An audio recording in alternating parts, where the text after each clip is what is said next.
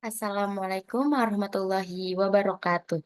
Sebelumnya, perkenalkan nama saya Safira Melandini dengan NIM 1123015000008. Jadi di sini saya akan menjelaskan sedikit mengenai materi perbedaan sumber dasar pendidikan Islam dan sekuler.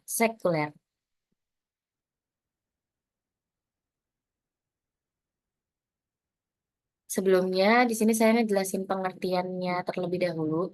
Pendidikan Islam adalah sistem pendidikan yang berlandaskan nilai-nilai dan ajaran agama Islam. Tujuan utamanya adalah untuk membentuk individu Muslim yang beriman, bertakwa, dan memiliki akhlak mulia, serta pengetahuan yang luas tentang ajaran Islam. Pendidikan umum adalah proses pembelajaran yang tidak terikat pada satu agama atau ideologi tertentu. Tujuannya adalah untuk memberikan pengetahuan dan keterampilan yang diperlukan bagi individu agar dapat berfungsi secara efektif dalam masyarakat. Pendidikan ini mencakup berbagai disiplin ilmu seperti matematika, sains, bahasa, dan seni. Selanjutnya ada perbedaan yang pertama, sumber nilai dan filosofi. Dalam pendidikan Islam, sumber nilai dan filosofi berasal dari wahyu, yaitu Al-Quran dan hadis, serta karya-karya ulama yang mendasarkan pendidikan pada ajaran Islam. Nilai-nilai ini bersifat transendental, memfokuskan pada pengembangan moral dan spiritual yang sesuai dengan ajaran agama.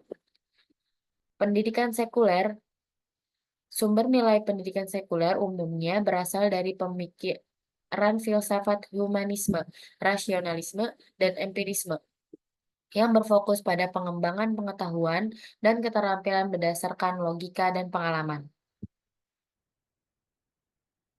Perbedaan yang kedua adalah tujuan pendidikan.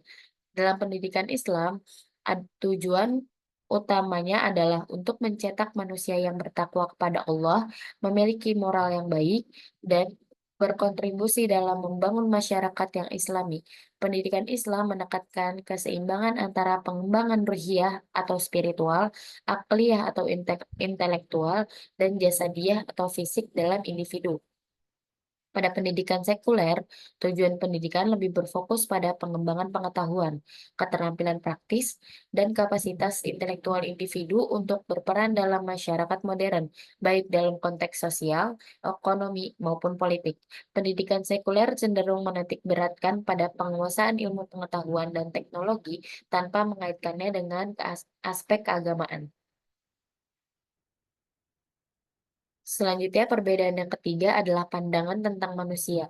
Dalam pendidikan Islam tentang manusia, pandangan tentang manusia bersifat holistik, di mana manusia dipandang sebagai makhluk yang memiliki tanggung jawab kepada Allah dan sesama manusia. Pendidikan Islam memandang manusia sebagai khalifah atau wakil Tuhan di bumi, yang harus menjaga dan mengelola dunia dengan cara yang sesuai dengan ajaran Allah.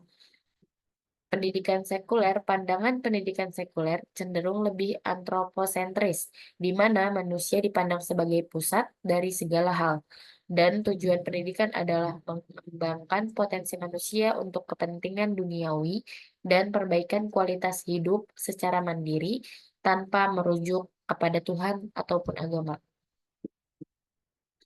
Selanjutnya adalah perbedaan yang keempat yaitu metode pendidikan. Dalam metode pendidikan Islam, melibatkan pengajaran langsung dari Al-Quran dan hadis dengan penekanan pada akhlak, ibadah, serta pengajaran ilmu-ilmu fardu ain atau wajib dipelajari oleh setiap individu Muslim.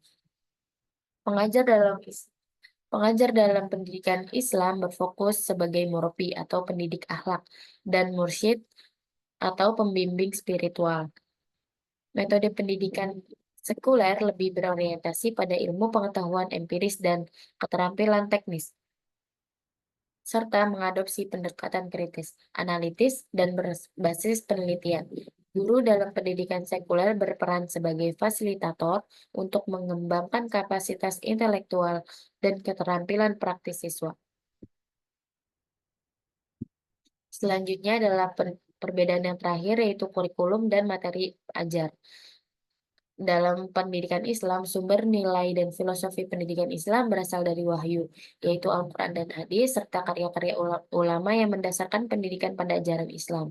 Nilai-nilai ini bersifat transendental, memfokuskan pada pengembangan moral dan spiritual yang sesuai dengan ajaran agama. Pada pendidikan sekuler, kurikulum pendidikan sekuler lebih bervariasi, meliputi berbagai disiplin ilmu pengetahuan modern seperti matematika, sains, sastra, dan seni. Mungkin cukup sekian materi yang bisa saya paparkan. Kurang lebihnya mohon maaf. Assalamualaikum warahmatullahi wabarakatuh.